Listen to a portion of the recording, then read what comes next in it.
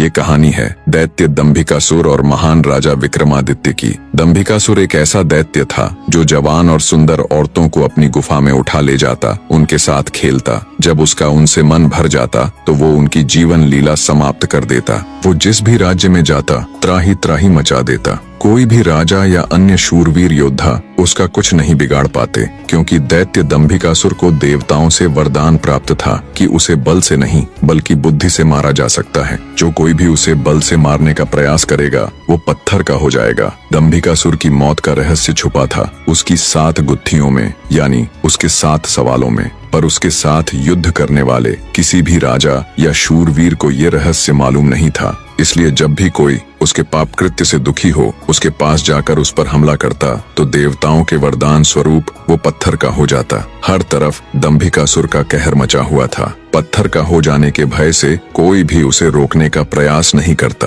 पर कहते हैं ना, जब पाप का घड़ा भर जाता है तो उसके भी फूटने का समय आ ही जाता है। हर जगह अपनी मनमानी कर एक दिन दैत्य दंभिकासुर ने उज्जैन नगरी की तरफ रुख किया। उज्जैन नगरी के ऊपर उस समय महान राजा विक्रमादित्य का शासन था। महाराज विक्रमादित्य न केवल बलशाली थे बल्कि वे बहुत बुद्धिमान भी थे। उन्हें हर प्रकार के कौशल में महारत हासिल थी। उन्हीं दिनों में विक्रमादित्य की नगरी उज्जैन में एक धनी साहूकार रहता था। साहूकार के 2 लड़के थे। बड़े का नाम महेंद्र था और छोटे का लखन। बड़े लड़के का विवाह तो साहूकार ने कर दिया था, पर छोटे बेटे का विवाह करने से पहले ही वो ईश्वर को प्यारे हो गए। पिता के गुजर जाने के बाद कामकाज और व्यापार संभालने की सारी जिम्मेवारी दोनों भाइयों पर आ गई। दोनों भाई दिल लगाकर कारोबार संभालने में लग गए। दोनों भाई जब काम कर शाम को घर आते तो दरवाजे पर खड़ी महेंद्र की पत्नी अपने पति को दाएं हाथ से लोटा भरकर पानी देती और बाएं हाथ से अपने देवर लखन को। एक दिन लखन ने सोचा, भाभी हर रोज मुझे बाएं हाथ से पानी पीने को देती है, आज मैं उनके दाएं हाथ से पानी पीऊंगा।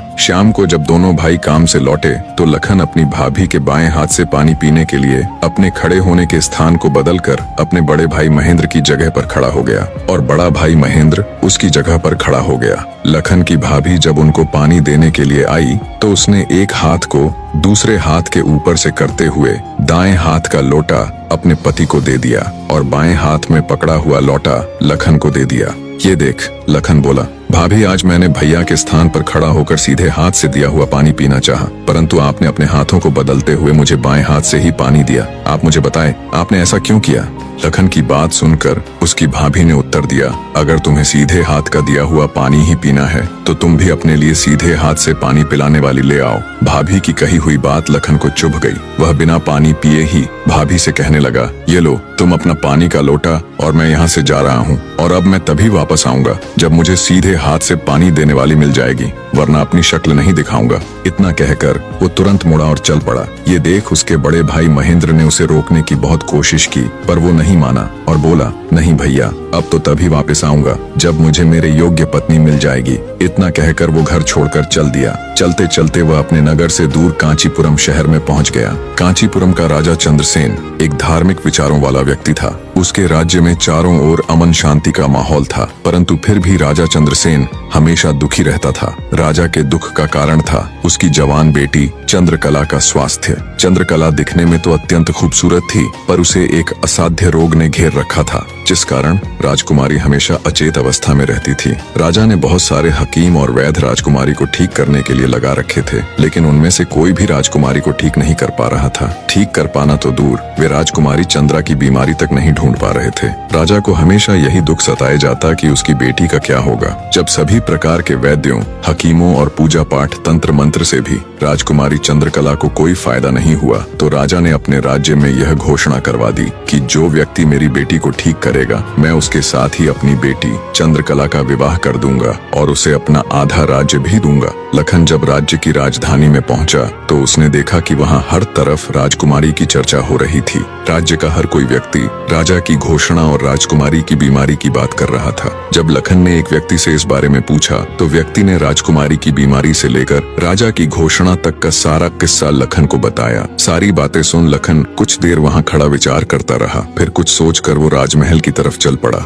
एक जिंदा सांप राजा की लड़की के पेट में रहता था। सांप ने राजा की लड़की को अपने वश में किया हुआ था। जब रात होती तो वो कुछ देर के लिए राजकुमारी के मुख से बाहर निकलकर जंगल की तरफ चला जाता और सुबह होने से पहले ही वो फिर से उसके अंदर चला जाता। राजकुमारी इस बात से बिल्कुल अनजान थी कि उसके अंदर एक सांप ने डेरा डाला हुआ है। अनजाने में वो पूरी तरह से उस नाग के वश में थी। राजमहल में किसी को भी इस बात की भनक तक नहीं थी कि राजकुमारी के अंदर एक 7 फुट का सांप रहता है। सभी यही समझते कि पता नहीं राजकुमारी को क्या बीमारी लग गई जिसके कारण वो हमेशा अचेत रहती है। बड़े से बड़े वैद्य और हकीम भी इस बात का पता नहीं लगा पाए। लखन जब राजमहल के अंदर गया तो उसने देखा कि वहाँ पर बहुत सारे वैद्य और हकीम राजकुमारी को ठीक करने के लिए लगे हुए हैं। एक कोने में खड़े होकर चुपचाप लखन ये सारा माजरा देखने लगा। जब शाम का समय हुआ तो सभी हकीम और वैद्य धीरे धीरे करके वहाँ से चले गए। तब लखन राजा के मंत्री के पास गया और बोला, मंत्री महोदय, सभी अपना प्रयास कर चुके हैं, अब एक मौका मुझे भी दिया जाए। लखन की बात सुन मंत्री उसे अपने साथ ले राजा के पास जाता है और लखन का प्रस्ताव राजा के सामने रखता है।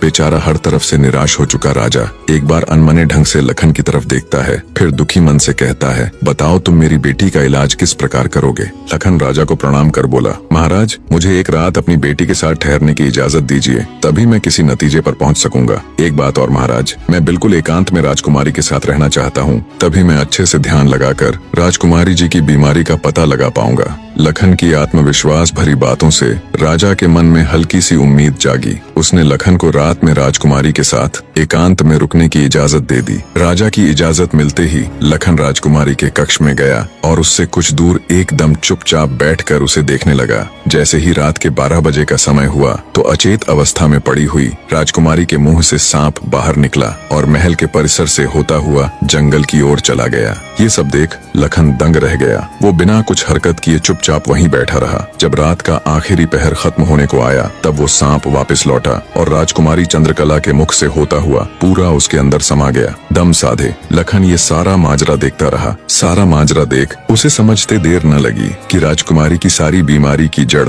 ये सांप ही है। सुबह हुई तो राजा चंद्रसेन डर और बेसब्री के मिश्रित भावों के साथ लंबे लंबे कदम रखता हुआ अपने मंत्री के साथ राजकुमारी के कमरे में आया और बेसब्री से उसने लखन से पूछा, बताओ लड़के, तुम किस नतीजे पर पहुँचे? क्या मेरी बेटी ठीक हो जाएगी? लखन बोला, महाराज, मुझे राजकुमारी की बीमारी का पता चल गया है और ईश्वर ने चाहा तो वो जरूर ठीक हो जाएगी। आप मुझे एक रात का समय और दीजिए और मेरे लिए एक तलवार, एक मिट्टी से भरी हुई बड़ी सी बाल्टी का इंतजाम कर दीजिए। लखन की बात सुन राजा को बहुत सुकून मिला। उसने मंत्री को लखन के द्वारा मांगा गया सारा सामान उसे देने का निर्देश दिया। अब सभी को इंतजार था तो बस रात का। राजकुमारी को सांप के चंगुल से मुक्त कराने के लिए लखन रात्रि के आने का बेसब्री से इंतजार कर रहा था। पूरी तैयारी के साथ हाथ में धार धार तलवार लिए लखन राजकुमारी की ओर निगाहें गढ़ाकर उससे कुछ दूरी पर बैठ गया। जैसे ही राजमहल के घड़े ने रात्रि के 12 बजे का घंटा बजाया, वैसे ही फुंफकारता हुआ सांप राजकुमारी के मुख से निकला तो उसके इंतजार में बैठे लखन ने अपनी धार धार तलवार से उस पर तेजी से ऐसा वार किया कि तुरंत सांप 2 टुकड़ों में जमीन पर बिखर गया। लखन ने सांप के दोनों टुकड़ों को उठाकर रेत से भरी बाल्टी के अंदर दबा दिया और सुबह होने से पहले ही बाल्टी समेत मृत सर्प को जंगल में ले जाकर उसे आग के हवाले कर दिया और वापस राजमहल लौट आया। तब तक सुबह होने का समय भी करीब हो चला था। राजमहल जब लखन ने राजकुमारी चंद्रकला को जगाया तो हमेशा अचेत अवस्था में रहने वाली राजकन्या तुरंत उठकर बैठ गई, क्योंकि अब उसके अंदर से वो सर्प निकल चुका था तो उसका प्रभाव भी खत्म हो चुका था। राजकुमारी उठते ही हैरान थी।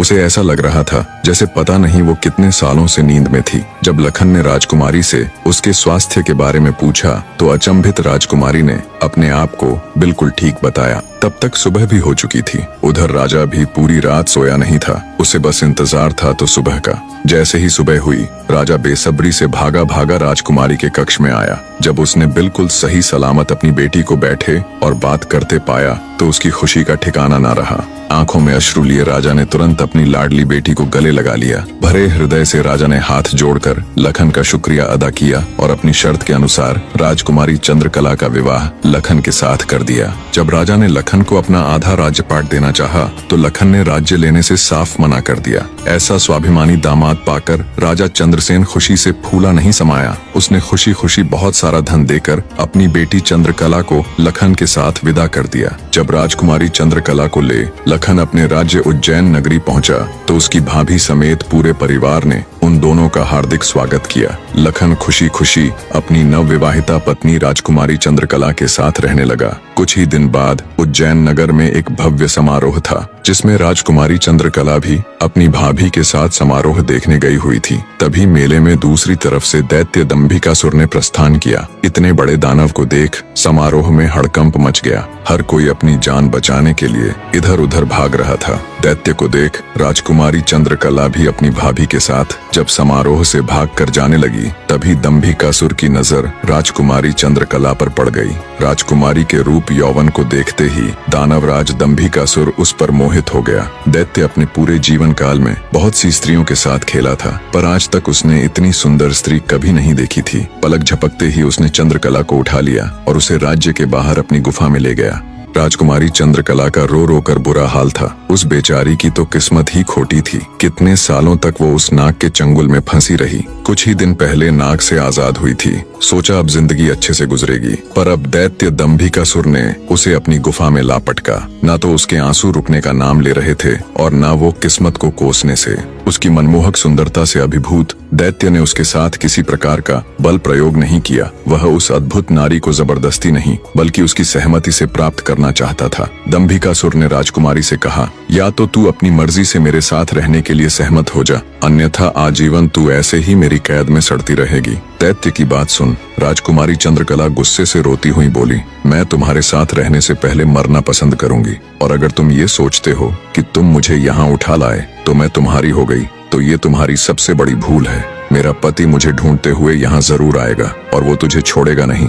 राजकुमारी की बात सुन दंभिकासुर घिनौनी हंसी हंसते हुए बोला, लगता है तुम पागल हो गई हो। मैंने तुम्हें यहाँ 7 तालों के भीतर बंद किया है। यहाँ तक किसी का भी पहुँचना असंभव है और अगर गलती से कोई यहाँ तुझे ढूंढता हुआ आ भी गया तो मैं उसे एक कीड़े की तरह मसल दूंगा। ये तो तेरी सूरत मुझे भा गई, वरना अब तक तू भी कब के ऊपर जा चुकी होती। तेरी भलाई इसी में है कि तू स्वेच्छा से मेरी बात मान जा, वरना अंजाम बहुत बुरा होगा। इतनी बात कह दंभिकासुर वहाँ से चला गया। उधर जब मेले से दंभिकासुर राजकुमारी को उठाकर ले गया था तो लखन की भाभी बेचारी बेबस और लाचार सी बस उसे देखती रह गई। बहते अश्रुओं के साथ वो घर जाती है और सारा किस्सा लखन को कह सुनाती है। भाभी की बात सुन लखन के पैरों नीचे से जमीन सरक जाती है। वो तुरंत भारी कदमों से अपनी पत्नी चंद्रकला को खोजने निकल पड़ता है। कई दिनों तक जंगलों और शहरों की खाक छानता भूखा प्यासा लखन अपनी पत्नी को ढूंढता ढूंढता भटक रहा था। तभी उसे एक कुटिया दिखाई देती है। थका हारा लखन जब कुटिया के अंदर जाता है तो उसे अंदर एक साधु बाबा दिखाई देते हैं। लखन उनको प्रणाम कर वहीं बैठ जाता है। लखन की हालत देख महात्मा जी ने पहले उसे अच्छे से जलपान कराया और फिर बोले, बेटा तुम कौन हो और यहाँ जंगलों में क्यों भटक रहे हो। तब लखन महात्मा जी को अपनी सारी व्यथा कह सुनाता है। लखन की सारी दास्तान सुन महात्मा जी बोले, बेटा तुम जिस राक्षस की बात कर रहे हो उसका नाम दैत्य दंभिकासुर है। वो जहाँ भी जाता है तबाही मचा देता है। आज तक उसे कोई भी परास्त नहीं कर पाया। जिसने भी उससे मुकाबला करने की कोशिश की वो पत्थर का बन गया।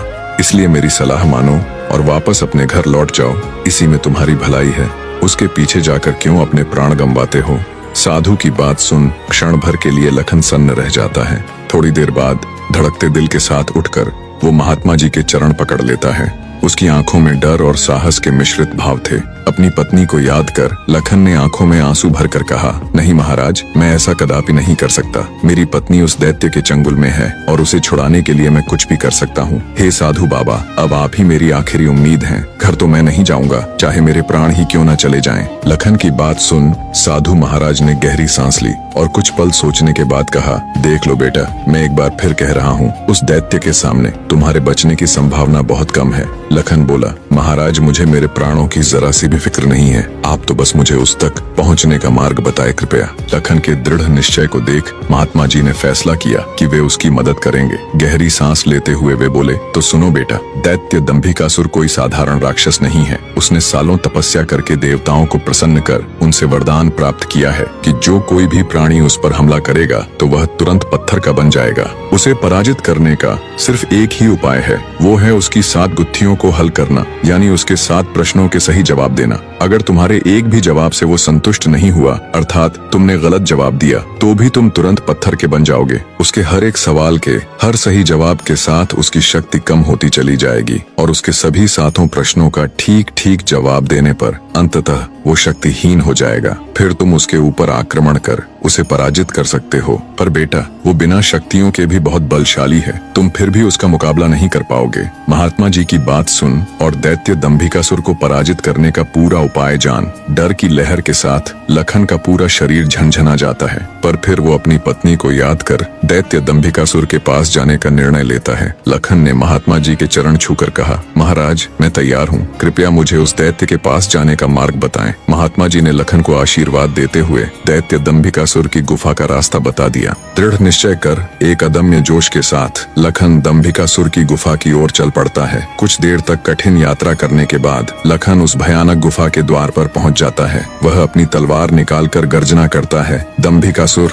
बाहर आ और मेरा सामना कर। लखन की ललकार सुनकर दंभिकासुर गुफा से बाहर आता है और क्रोध में दहाड़ता है, कौन मूर्ख है जो मेरी शांति को भंग कर रहा है। भारी भरकम विशालकाय दानव को देख लखन के पूरे शरीर में सिरहन दौड़ गई। हिम्मत जुटाते हुए लखन बोला, हे दुष्ट राक्षस, मैं उस स्त्री का पति हूँ जिसे तू बलपूर्वक उठाकर लाया है। पूछ तेरे वो 7 सवाल, मैं जवाब देने के लिए तैयार हूँ। सवालों की बात सुन दंभिकासुर चौंक गया, फिर कुछ सोचकर बोला, ओ तो तू उस धूर्त साधु से मिलकर आया है, उसी ने तुझे मेरे रहस्य का पता बताया है। पर अब क्या फायदा, मैं तेरी फूल सी पत्नी को तो कच्चा ही निगल गया हूँ। क्या स्वादिष्ट मांस था उसका। दैत्य दंभिकासुर का इतना कहना था कि लखन अपना आपा खो बैठा और आगे बढ़कर पूरी ताकत के साथ तलवार से दैत्य पर वार किया। लेकिन जैसे ही उसकी तलवार दैत्य को छूती है, देवताओं के वरदान के कारण वो भी तुरंत पत्थर का बन जाता है। दैत्य दंभिकासुर छल कपट से झूठ बोलकर पत्थर का बना देता है। लखन के पत्थर का बनते ही दैत्य दंभिकासुर जोर जोर से शैतानी हंसी हंसता है। बड़ा आया था मेरी 7 गुत्थियों को सुलझाने वाला। उसकी शैतानी हंसी से सारी वादियां दहल उठती हैं। घिनौनी हंसी हंसता हुआ दंभिकासुर अपनी गुफा में जाता है और राजकुमारी चंद्रकला से कहता है, एक कीड़ा आया था बाहर, कह रहा था तुम्हारा पति है। तुम तो बड़े बड़े दावे कर रही थी कि मेरे पति को जब मालूम चलेगा तो वो मुझे छोड़ेगा नहीं। अरे उसे मसलने के लिए तो मुझे अपने हाथों की भी जरूरत नहीं पड़ी। एक छोटे से झूठ से ही विचलित हो मिट्टी में मिल गया। इतना कह दानव जोर जोर से हंसता है। दंभिकासुर की बात सुन राजकुमारी चंद्रकला एकदम सन्न रह जाती है, मानो उसके शरीर में प्राण ही न हो। कुछ देर बाद जब थोड़ा होश संभाला तो रोती गिड़गिड़ाती हुई राजकुमारी बोली, दुष्ट दानव, क्या किया तूने मेरे पति के साथ। ऐसा नहीं हो सकता, मेरा पति नहीं मर सकता। कह दे कि तूने मुझसे झूठ कहा है। राजकुमारी चंद्रकला की बात सुन दंभिकासुर बोला, मूर्ख स्त्री, तूने मुझे समझ क्या रखा है कि तेरा वो कीड़ा पति मुझे मारेगा। अरे पागल औरत, मैं अमर हूँ, मेरा कोई कुछ नहीं बिगाड़ सकता। मुझे देवताओं से वरदान मिला है। इतना कह दंभिकासुर राजकुमारी के बिल्कुल पास जाकर बोला, अब तो तेरा पति भी नहीं रहा, अब तो मेरी बात मान ले। दानव की बात का कोई प्रतिवचन दिए बिना बेचारी राजकुमारी बेजान सी धरती पर गिर पड़ती है। उसकी आंखों से लगातार अश्रु बह रहे थे। उधर जब अपनी पत्नी को खोजने गया लखन कई दिनों तक घर नहीं लौटा तो उसके परिवार वाले अत्यंत चिंतित थे। लखन की माँ और उसकी भाभी का तो रो रो कर बुरा हाल था। लखन का बड़ा भाई महेंद्र भी गहरी चिंता में था। अंततः कुछ भी न सूझने पर महेंद्र अपने अनुज भाई लखन को खुद ढूंढने का निश्चय कर अपनी माता व पत्नी से आज्ञा ले घर से चल पड़ता है। बड़ा भाई महेंद्र लखन की खोज में जंगल में भटकते हुए उसी साधु की कुटिया पर जा पहुंचा। उसने महात्मा जी को प्रणाम किया और थोड़ी देर सुस्ताने के लिए वहीं साधु की कुटिया के बाहर बैठ गया। महेंद्र को देख महात्मा जी ने उससे पूछा, हे वत्स, तुम इस निर्जन जंगल में क्यों भटक रहे हो। तो महेंद्र ने शुरू से अंत तक सारा वृत्तांत महात्मा जी को सुनाया। सारा वृत्तांत सुन महात्मा जी के चेहरे पर चिंता की लकीरें उभर आईं। उन्हें इस प्रकार विचार मग्न देख महेंद्र ने पूछा, हे महाराज, मेरी बात सुनकर आप किन विचारों में खो गए और आपके चेहरे पर ये चिंता की लकीरें मैं साफ देख सकता हूँ। इसका क्या कारण है गुरुजी। महात्मा जी ने गंभीर स्वर में कहा, हे वत्स, मैं तेरे भाई लखन को जानता हूँ। वह भी मेरे पास आया था और उसने मुझे सारा वृत्तांत सुनाया था कि कैसे वह राक्षस उसकी पत्नी को उठा ले गया। महात्मा जी की बात सुनकर महेंद्र एकदम स्तब्ध रह गया। उसकी आंखों में आश्चर्य और चिंता के भाव उभर आए। महेंद्र बोला, तो कहाँ है मेरा अनुज महाराज, वो ठीक तो है, वो घर क्यों नहीं लौट रहा। हे महाराज, कृपया जल्दी से मुझे बताएं, मुझसे सब्र नहीं हो रहा। जब महेंद्र अपने छोटे भाई लखन के बारे में साधु महाराज से पूछता है तो साधु जी लखन के उनके पास आने से लेकर दैत्य दंभिकासुर के पास जाने तक का सारा वृतांत कह सुनाते हैं। सारी बात सुन महेंद्र महात्मा जी के चरण पकड़ लेता है और कहता है, हे साधु महाराज, आप तो सर्वज्ञानी हैं। जब आपको दैत्य दंभिकासुर के रहस्य के बारे में पता था तो अवश्य आप ये भी जानते होंगे कि लखन का यहाँ से जाने के बाद क्या हुआ। हे महाराज, कृपया मुझे बताए कि आगे क्या हुआ। तब साधु बाबा गंभीर स्वर में बोले, हे वत्स, आगे वही हुआ जिसका मुझे पहले से ही भय था। मैंने लखन को जाने से पहले बार बार समझाया था और उसे अच्छी तरह से उस दुष्ट दानव की शक्तियों से अवगत भी करवाया था, पर उसने मेरी बात नहीं मानी और अपनी पत्नी को बचाने के लिए उस दैत्य से भिड़ गया। फलस्वरूप उस धूर्त दानव ने छल कपट से उसे भी पत्थर का बना दिया। इतना सुनते ही महेंद्र को कांटो तो खून नहीं, उसका चेहरा एकदम से पीला पड़ गया और हल्क सूख गया। कुछ दिन पहले ही तो उनके पिताजी उन्हें छोड़कर चले गए थे और अब उसे जान से भी प्यारा छोटा भाई लखन भी पत्थर का बन गया। उसकी हालत देख महात्मा जी उसे सांत्वना देते हुए बोले, बेटा अब क्या हो सकता है, होनी को कौन टाल सकता है। महेंद्र तो जैसे शून्य में था, मानो उसके शरीर में प्राण ही ना हो। कुछ देर तक वहाँ घोर सन्नाटा छाया रहा। कुछ होश ठिकाने आने पर आंखों में अश्रु लिए महेंद्र बोला, हे महाराज, अब आप ही मेरी मदद कीजिए और मुझे रास्ता दिखाए जिससे मेरा अनुज फिर से अपने मानव रूप में लौट आए। महेंद्र की बात सुन महात्मा जी बोले, बेटा ऐसा तो कोई रास्ता नहीं है। जैसा कि मैंने बताया, उस दुष्ट दानव की 7 गुत्थियों का जवाब देना ही इस समस्या का एकमात्र हल है। कोई व्यक्ति जब उसके सभी सवालों के जवाब देकर उसे पराजित कर मौत के घाट उतार देगा, तब तुम्हारा भाई लखन ही नहीं बल्कि उस मक्कारी दैत्य द्वारा श्रापित किए गए सभी जीव अपने वास्तविक रूप में लौट आएंगे। महेंद्र बोला, महाराज, आप तो सर्वशक्तिमान हैं, फिर आप ऐसा क्यों नहीं करते। महेंद्र की बात सुन महात्मा जी बोले, बेटा बेशक मैं उस पापी दानव के सभी सवालों का जवाब दे सकता हूँ, पर मेरी भी कुछ सीमाएं हैं जिन्हें मैं चाह कर भी नहीं लांघ सकता। इतना कह साधु महाराज चुप हो जाते हैं। तब महेंद्र बोला, ठीक है महाराज, तो फिर मैं खुद जाऊंगा अपने अनुज को बचाने और उस दुष्ट दैत्य के सवालों का जवाब देने। महेंद्र की बात सुन महात्मा बोले, बेटा तुम भी उसका कुछ नहीं कर पाओगे, फलत अपने भाई की तरह उसके जाल में फंसकर पत्थर के बन जाओगे। फिर भी अगर तुम जाने का निश्चय कर ही चुके हो तो एक बात का ध्यान रखना, वो दुष्ट तुम्हें भटकाने की कोशिश करेगा। उसकी बातों पर कोई भी प्रतिक्रिया दिए बिना सीधे उससे बस उसके सवाल पूछना। साधु महाराज के निर्देश सुन महेंद्र जी महाराज कह साधु से विदाई लेकर दैत्य दंभिकासुर की गुफा की ओर चल देता है।